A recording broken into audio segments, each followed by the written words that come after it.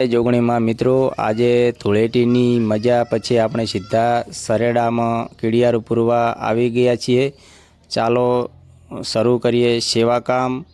કેમ છો બધા? આજે ધૂળેટીનો દિવસ હતો, બધા રંગ સાથે મજા કરી, આનંદ કર્યો।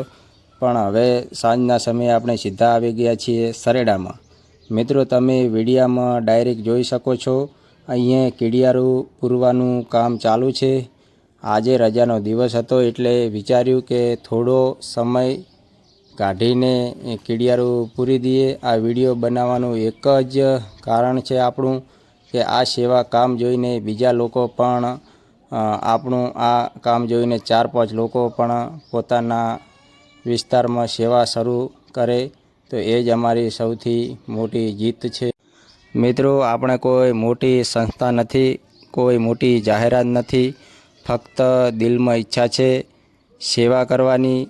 તમે જોઈ શકો છો કીડિયારું ઉપર કામ ચાલુ છે અને મિત્રો તમે જોઈ શકો છો મારી સાથે 3 ટાબરિયા પણ જોડાયા છે। નાના છે પણ દિલથી મોટા છે, તેઓ પણ મસ્ત રીતે સેવા કામમાં લાગી ગયા છે।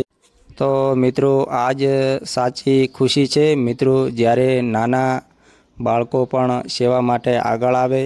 આજે ધૂળેટી હતી, લોકો રંગમાં વ્યસ્ત હતા, પણ અમે વિચાર્યું રંગ તો રમ્યા, હવે થોડું સમય કાઢીને એક સેવાનું કામ કરીએ।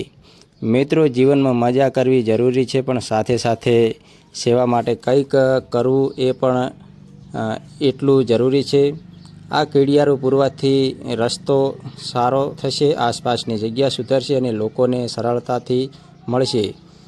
જ્યારે આપણે કામ શરૂ કરીએ છીએ ત્યારે પહેલાં લોકો જુએ છે, પછી વિચાર કરે છે અને પછી જોડાય છે। આજે 3 ટાબરિયા જોડાયા છે, કાલે કદાચ 5 યુવાનો જોડાશે અને એક દિવસ આખું ગામ જોડાશે। મિત્રો હું દિલથી ઈચ્છું છું કે આપણે આ વિડીયો જોઈને તમે પણ તમારા ગામમાં નાનું સેવા કામ શરૂ કરો।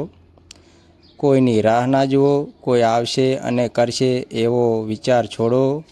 આપણે જ શરૂઆત કરવી, નાનું કામ મોટું પરિણામ લાવે છે। આજે રજાનો દિવસ હતો, આરામ કરી શકતા હતા, પણ સેવા કરીને સંતોષ મળે આરામ કરતાં વધારે સારો છે।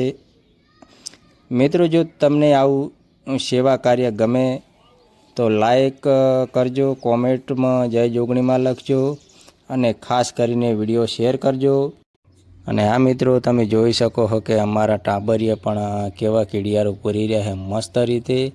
અને વિડીયો બનાવવાનું તો એક જ કારણ છે કે મિત્રો તમે અમારું આ વિડીયો જોઈને બીજા લોકો પણ સેવાનું કામ કરે તો બહુ સારું છે। અને સેવાનું કામ તમારે કોઈક દિવસ આડું આવે છે, સારું કર્મ કરવાથી સારું જ ફળ મળે છે।